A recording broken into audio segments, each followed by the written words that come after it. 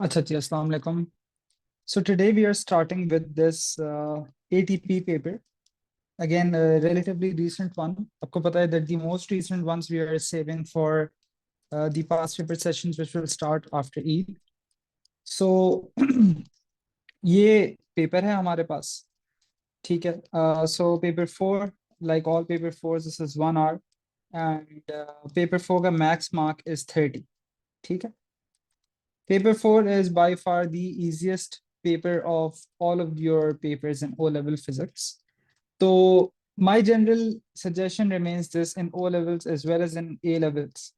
वो ये है कि चलें आपको ज़्यादा टाइम दिया हुआ है यहाँ पर, लेकिन mentally you must be preparing for doing the paper in as much time as is the number of marks. ठीक है, ये आपका एम होना चाहिए, ये आपका गोल होना चाहिए. अब हम इसको स्टार्ट करते हैं. Let me start the timer as well and let's see how far we can get. ठीक है, स्टॉप वॉच स्टार्ट कर देते हैं. All right. So question number 1. A student investigates how the temperature of a volume of water changes as hotter water is added to it. 160 cm cube of water at 20 degrees Celsius is poured into a glass measuring cylinder. 1.1 shows the measuring cylinder. The measuring cylinder contains 160 cm cube of water. On 1.1, draw the level of the water showing the meniscus. ठीक है. सो अगर आपने meniscus बनाना है, इसका मतलब वही curved surface है जो आपने बनाना है. So the curved surface in something like a beaker looks like this. ठीक है. So 160 सबसे पहले ढूंढते हैं. 160 है किधर? So this is 150. This is 175. ठीक है, तो ये कितना कितना होना चाहिए? So let's try it out. अगर ये 155 हो, ये 160 हो, ये 165 हो, ये 170 हो, ये 175 हो, तो ये आधा आ रहा है as to what it actually is. तो फिर या तो हर दो डिवीजन 5 होंगे. सो 155, 160, 165, 170 and 175. This makes sense. So now that I want to draw the liquid level, मुझे पता है कि 160 is this one right here. तो जब मैं इसका curved surface बनाऊंगा, it's going to be like this. ठीक है. Let's try to make this even thinner, like this. All right. तो ये बना दिया मैंने. Very easy, 2 marks ऐसे ही मिल गए. Part B. The student then pours 100 cm cube of water from the measuring cylinder into a large beaker. He then uses a kettle to provide a constant supply of hot water, adds 50 cm cube of hot water at 70 degrees Celsius to the beaker, stirs the mixture, records the new temperature, continues to add 50 cm cube of hot water at a time, recording the new temperature for each addition until a total of 300 cm cube of hot water has been added. सही. So पहले हमारे पास 160 था, फिर और वो 160 was at 20 degree Celsius, right. और फिर वो क्या कर रहा है that he is adding 100 cm cube. Just a second. No, so from the measuring cylinder वो 100 cm cube of 20 degree Celsius वाला पानी डाल रहा है, और फिर उसमें वो 50 cm क्यूब वाला वाटर एट 70 डिग्री सेल्सियस डालता रहता है, स्टर करता रहता है, और वो 50-50 करके डालता रहता है until the total becomes 300. ठीक है. The student ensures that the temperature of water added each time is 70 degrees Celsius. ठीक है. Suggest how this is done.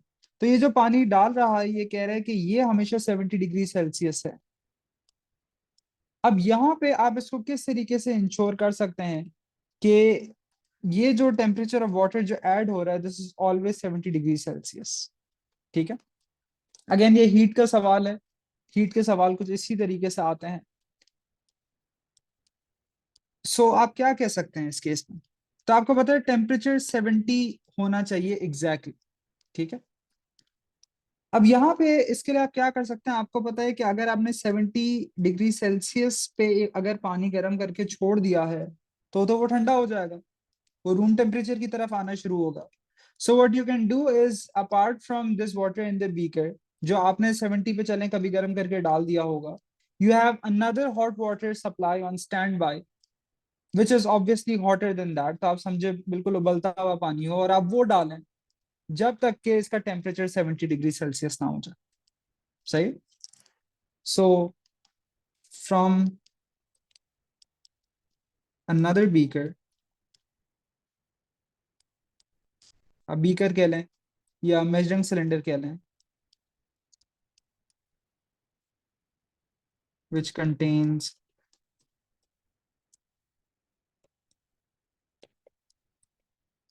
water hotter than 70,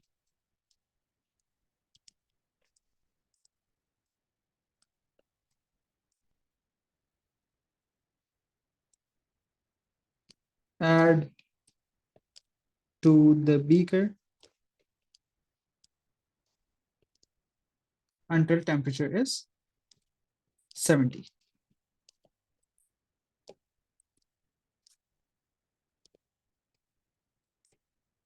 ठीक है। Next, the student repeats the experiment and obtains three sets of results as shown in 1.1. So total volume of water added, temperature की तीन अलग अलग readings हैं और यहाँ इसने उसका एवरेज लिया हुआ है। ठीक है। अच्छा जी। So next question which is asked is calculate the theta average when total volume of water added, hot water added is 150. So obviously वो इस रीडिंग की बात कर रहा है। So you just need to take the average of all of these.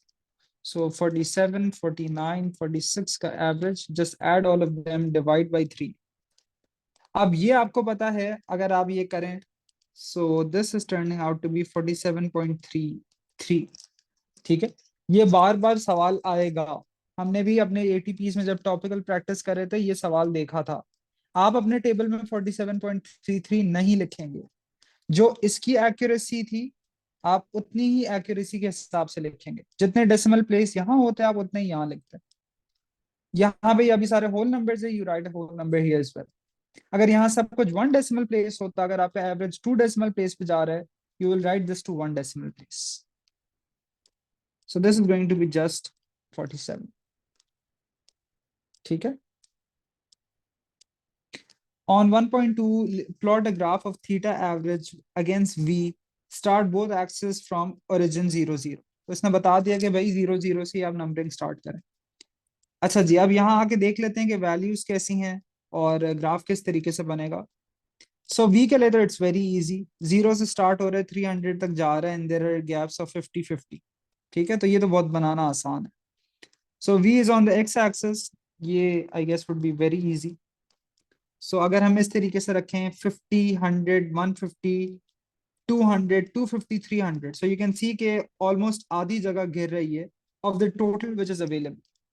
ठीक है, तो आप इसको डबल कर दें, make this 50, make this 100, make this one 150, तो उसी हिसाब से 200, 250 एंड 300। और ये है आपकी axes which is volume in cm cube. y axis पे we have theta average which is in degree Celsius. ठीक है, इसकी तरफ आते हैं। So this starts from 20 goes till 54। अब अगर इसने मुझे खुद एक्सप्लिसिटली कह दिया है कि ओरिजिन से स्टार्ट करें तो मैं इससे स्टार्ट नहीं करूंगा। ठीक है, ऑलराइट, तो मुझे 54 तक जाना है। What are we thinking then?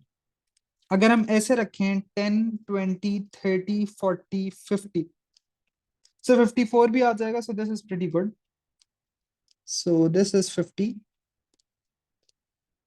this is 40, this is 30, this is 20 and this is 10। ठीक है, स्केल्स प्रॉपर होने चाहिए। अगर आपने ऑकवर्ड स्केल सेलेक्ट किया, एग्जामिनर मार्क काट देगा। सही है, अगर आपने हर समझें, आपने कहा कि भाई ये चौथे डब्बे तक if this is 10, so this is going to be weird। वैसे भी आपके पास ये जो रीडिंग्स आती हैं ये खुद ही से दी हुई होती हैं, so it's very easy to see कि भाई आपने क्या सिलेक्ट करना है इसके। अच्छा, अब आ जाते हैं इसकी तरफ। So I just really need this. जो वॉल्यूम्स तो पता है 0 से 300 तक जा रहा है।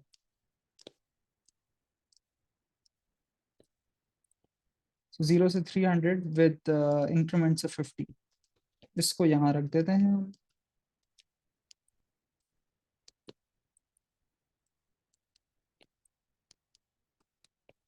सो द फर्स्ट वन इज 0,20। ठीक है, 0 और 20 ये आ गया। Alright, I am doing this one in blue using a thinner ink. As should you कि जब आप प्लॉटिंग कर रहे हो तो आप एक शार्प पेंसिल इस्तेमाल करें। Next one would be 50 33। 50 और 33 भी देखना बहुत ही आसान है।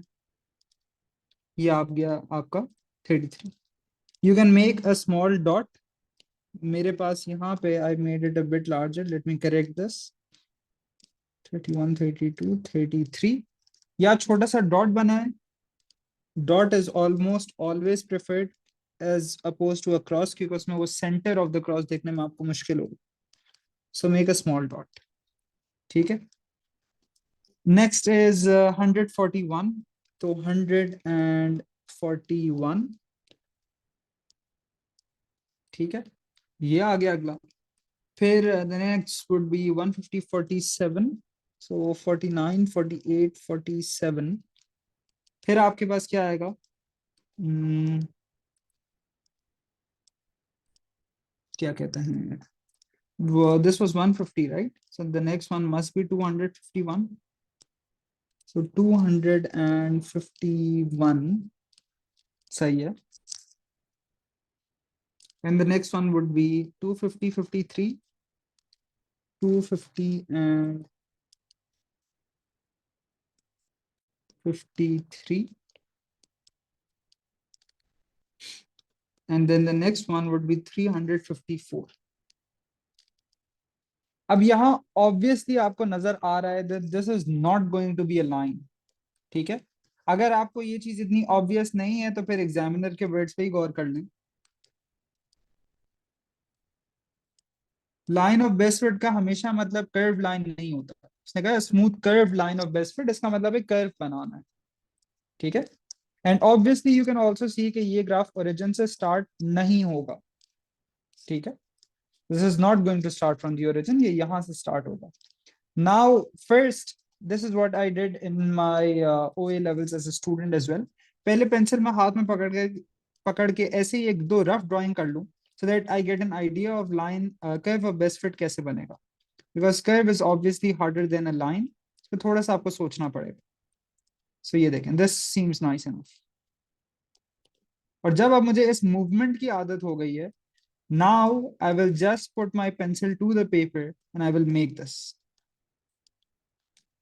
Alright, so not as nice. Let's do it again. Not as nice still.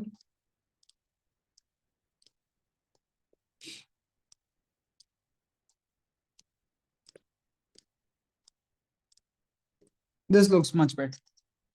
ठीक है, I've tried not to use the drawing tool just so you guys also understand कि ये किस तरीके से बन रहा है। ठीक है, रफली ऑब्वियसली कर्व बनाना ज्यादा मुश्किल है, एग्जामिनर को भी इस चीज का अंदाजा है। अच्छा जी, तो ये बन गया। आप देख सकते हैं कि मैंने समझे, अगर यहाँ पे कुछ पॉइंट्स ऊपर छोड़े हैं, कुछ पॉइंट्स नीचे भी छोड़े हैं, so I kept it approximately evenly distributed. Your graph shows that theta average is not directly proportional to V, obviously. अब ये डायरेक्टली प्रोपोर्शनल क्यों नहीं है? आपको इसकी दो तीन वजह तो नजर आ रही है, बल्कि दो वजह होती है। First, you can see line is not straight, ये डायरेक्ट प्रोपोर्शन की शर्त है। And it's not passing through 0 0 and suggest why it's not proportional. इसकी वजह वैसे आपको पता है, ये आपको मैंने थर्मल प्रॉपर्टीज के चैप्टर में बताया था कि जो थीटा एवरेज है ये वॉल्यूम के प्रोपोर्शनल क्यों नहीं है। ठीक है, तो ये क्यों प्रोपोर्शनल नहीं है? क्योंकि आप तो हर बार सेम पानी डाले जा रहे हैं, लेकिन टेम्परेचर इंक्रीजेस उतने नहीं है जितना आप सोच रहे थे कि उतने हैं। ठीक है, तो आपको पता है ये इस वजह से होता है because heating is not a linear process, और आपको पता है कि heat will be lost to the surroundings.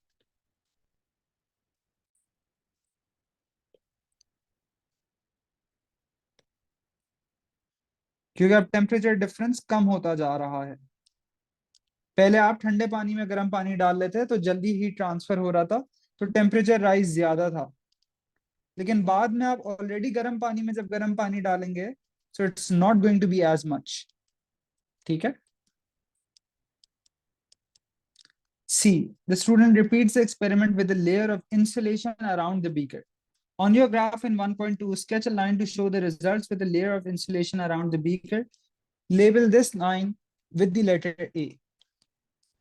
अब इसने कहा है कि अब, क्योंकि मैंने तो ये लिखा है कि हीट लॉस होगा सराउंडिंग्स में ऑब्वियसली, लेकिन अब ये हीट लॉस को कम कर देगा ना इंसुलेशन।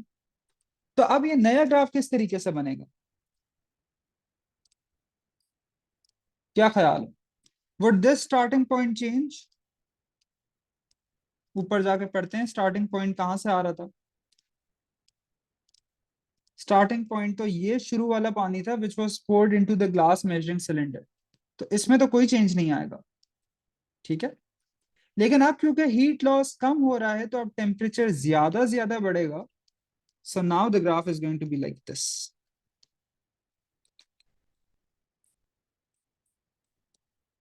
सही है, ये आइडिया है यहाँ पर।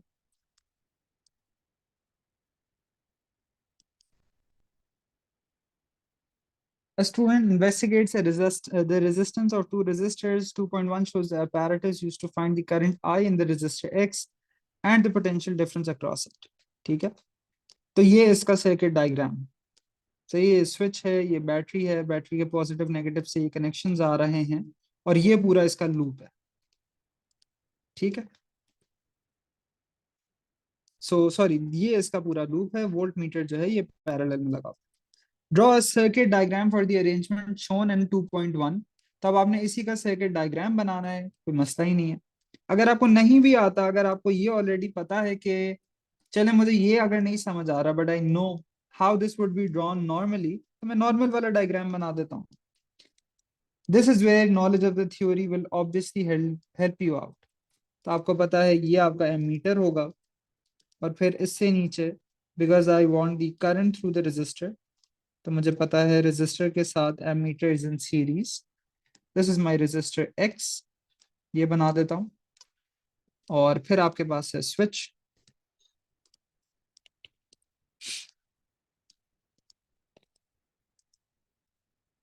और हम्म और ये है आपका वोल्ट मीटर।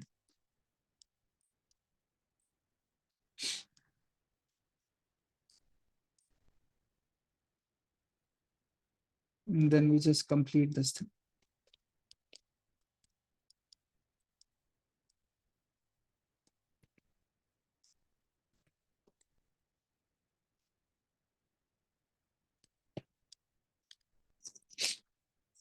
ठीक है।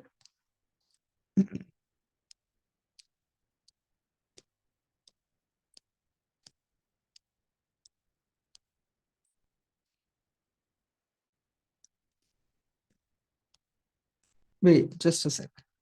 सो एक्चुअली यहाँ पे वोल्ट मीटर जो लगा है ये बैटरी के अक्रॉस है, right? So this is the detail I missed, sorry. Let's correct this. Voltmeter is across the battery. सही है, ये देखें, ये रहा voltmeter. These are the connections जो बैटरी के अक्रॉस कनेक्ट है, not across the resistor. So this is going to be the volt meter.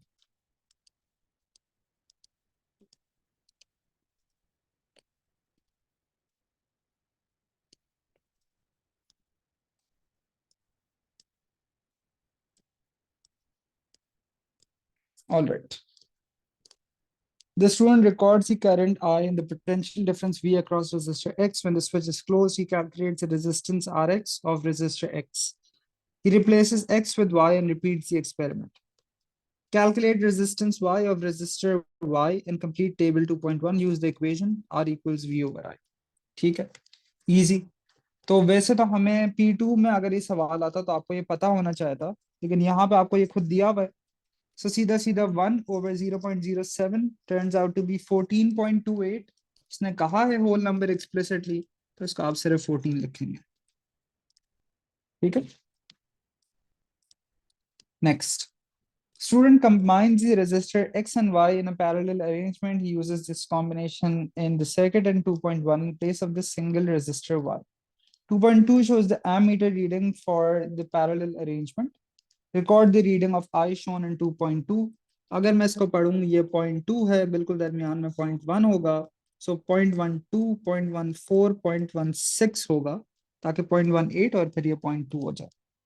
So 0.16 unit लिखने की जरूरत नहीं होती है ज्यादातर P4 में, वो आंसर दिए होते हैं यूनिट्स के. Potential difference stays at 1. Use the value of I in B2 and the equation in B1 to calculate resistance. तो यहाँ पे रेजिस्टेंस का फॉर्मूला V ओवर I था, तो बस वही यूज करना है. सो 1 डिवाइडेड बाई 0.16, so ये निकालना है. 1 over 0.16 is exactly 6.25 ohms. Theory suggests that the resistance RC of the two resistors X and Y arranged in parallel is given by this. तो अब ये करना है हमने. आर एक्स आर वाई ऊपर निकाला हुआ था. अगेन यू कैन आइडेंटिफाई के पैरेलल में दो रेजिस्टर्स का फॉर्मूला है ये product over sum. So 14 times 10 over 14 plus 10 because those were the individual resistors. So 140 over 24, 5.83. अच्छा, अब यहाँ पे आपसे सवाल पूछ रहा है कि ये वैल्यूज क्या ठीक है या नहीं. Suggest giving state giving a reason whether your value for RC and B3 agrees with this suggestion.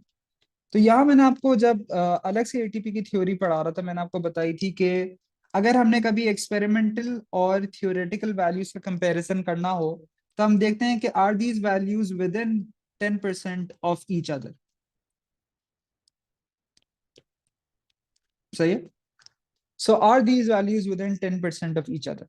अब ये देखें, अगर मैं लूं 6.25 का 10%, तो 10% ऑफ 6.25,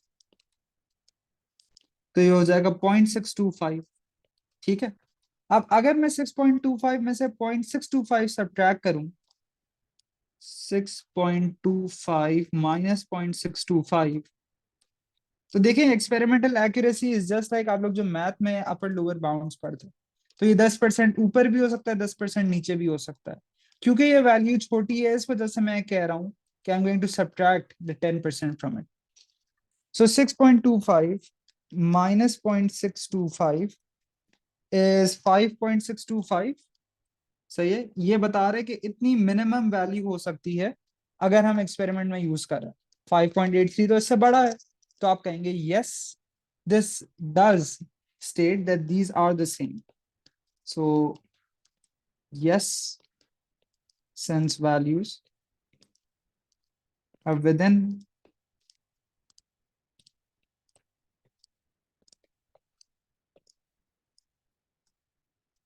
10% of each other. अब यहाँ पे वैसे आपको एक्सप्लिसिटली ये करने की जरूरत नहीं थी, एग्जामिनर ने नहीं कहा था, ये सीधा सीधा 1 मिनट का 1 मार्क का पार्ट था. तो आप सीधा सीधा ये भी कह सकते थे नॉट टू फार अपार्ट. लेकिन यहाँ मैंने आपको सिर्फ ये कैलकुलेशन इस वजह से बताई है because in other papers that you will be doing उसमें ये चीज आएगी. सही. So just be prepared. 3. A student directs two parallel rays of light, ray 1 and ray 2, towards the side of a transparent plastic block as shown. Block rests on a sheet of paper. The student marks 2 points R and S on the path of ray 1 after it has passed through the block. सही है. तो ये वही lens वाले सवालों जैसा हो गया. लेंस का ही सवाल है वाकई, ये डाइवर्जिंग लेंस का. On 3.1 draw a line joining S and R and continue the line to meet the block. सही है. हमेशा इसमें भी use a very sharp pencil, वरना ये आपके आंसर पे इंपैक्ट करेगा. सो एस और आर से गुजरता हुआ ब्लॉक तक जाता हुआ लाइन बनाए. सही है. So seems good enough.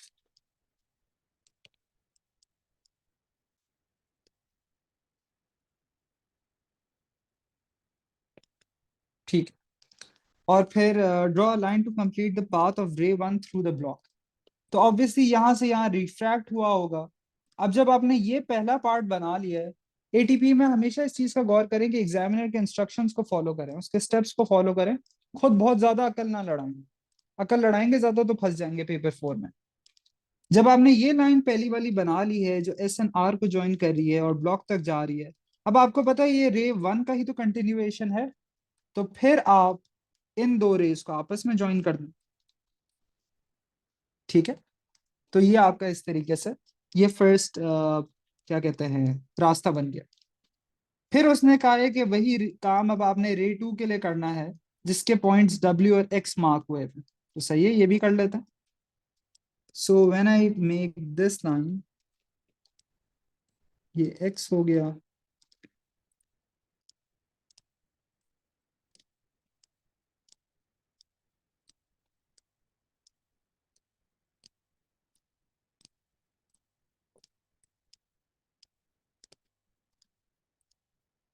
सही है। सो दिस इज जो बाहर वाला हिस्सा है, then I just repeat the steps. ये इसका दूसरा पार्ट हो गया। ठीक है, रे टू भी बन गया। Complete the path of ray 2 done. Extend lines SR and XW back until they meet at a point. Label this point F. ये कह रहा है कि अब आप इनको पीछे लेकर जाएं until they meet again. सही है। तो let's do this कि मैं एक लाइन बनाता हूं and I will try to sit this entirely on top.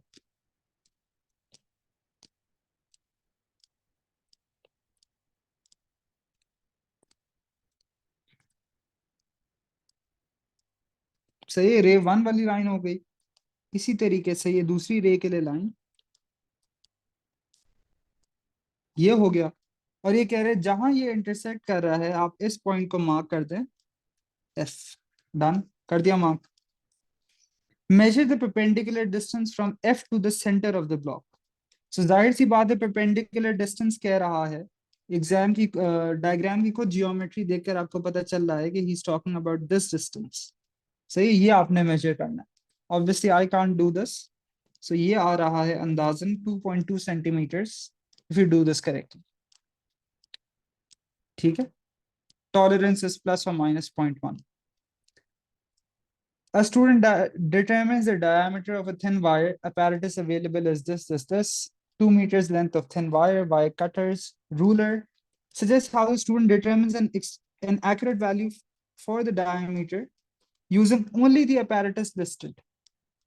ठीक है। अब देखें ये वापस से उसी तरीके का डायग्राम आ गया है, एक्सपेरिमेंट आ गया है जैसे मैंने आपको बिल्कुल शुरू वाली एटीपी क्लासेस में बताया था।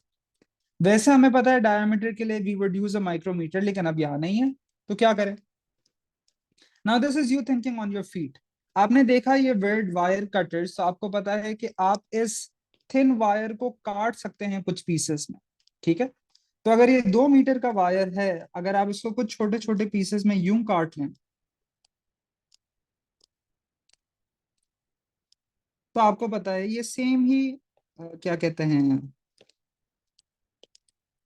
सेम ही थिकनेस के होंगे, right. So if I just line them up like this, एक के बराबर में दूसरा।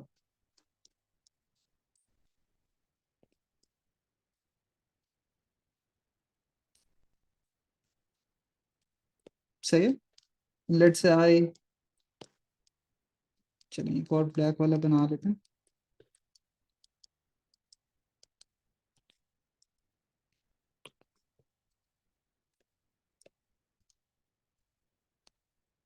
कटर से मैंने काट लिया है और फिर मैंने इनको लाइन अप करवा दिया। सो ये जितने भी पीसेस हैं आपके पास रूलर तो है ना। So you can determine this distance. ये आपका टोटल डिस्टेंस हो जाएगा। सही है। और जब आपने ये डिस्टेंस मेजर कर लिया, so you divide by the number of pieces which are here. ठीक है। वो आपको डायमीटर दे देगा। So diameter in this diagram would be the distance d divided by the number of pieces. सही है, यहाँ पे जो pieces हैं इनकी लेंथ से कोई फर्क नहीं पड़ता. I hope that is clear, क्योंकि हम डायमीटर मेजर कर रहे हैं. A second student determines the diameter using a different piece of apparatus. His value for the diameter is more accurate. State the name of the different piece of apparatus he uses. Obviously, micrometer. So yeah, micrometer is what we use for lens as small as this. All right, done. Timer pe jata, I think we are on the 30-minute mark. All right, so 40 seconds still left. So this is pretty good, right? इसी तरीके से आपने अपने लिए जितने mentally strict boundaries रखेंगे time के लिहाज से, उतना अच्छे से आपका पेपर हो पाएगा. ठीक है. सो हमेशा be very strict on your self, क्योंकि आपको पता है जब आप एग्जाम देने जाते हैं there is exam anxiety, there is pressure, there are all of those things जो आपको खुद ही से आपका ये टाइम बढ़ा देगा. सही है. तो जब ये टाइम बढ़ाएगा you need to take care of this beforehand. ठीक है. I did all of this while explaining to you how this is going to be done. ठीक है. So if I can do this in 30 minutes while explaining, I'm pretty sure you guys can do this in 35 to 40 minutes while not explaining this stuff. Right? ठीक है. तो ये वाला paper हमारा था summer 22 का 41. समर 22 का 42 is your homework. ठीक है. Then one of the classes after Eid, inshallah, which is let's say on Saturday को हम एक क्लास रखेंगे जिसमें फिर हम समर 22 जैसे आज कर रहे हैं उसका विंटर 22 के पेपर फोर्स कर लेंगे, and the syllabus and the past papers for all of 2022 will be done. फिर हमारे प्रॉपर पास पेपर स्टार्ट होंगे फ्रॉम मंडे, और उसमें आपके पास all of IGCSE 2023 and all of O levels 2023 वो आपके पास होंगे. उस वक्त तक अगर अभी तक आपने कोई होमवर्क मिस हो चुका है so please first catch up with that. जो भी रिवीजन है अब सारा का सारा फाइनल करें, because then we'll just be practising. Alright. So yeah, today's class was a short one, something you cannot say very regularly, but yeah. So let's end this here and then see you next time. Eid Mubarak and Allah Hafiz.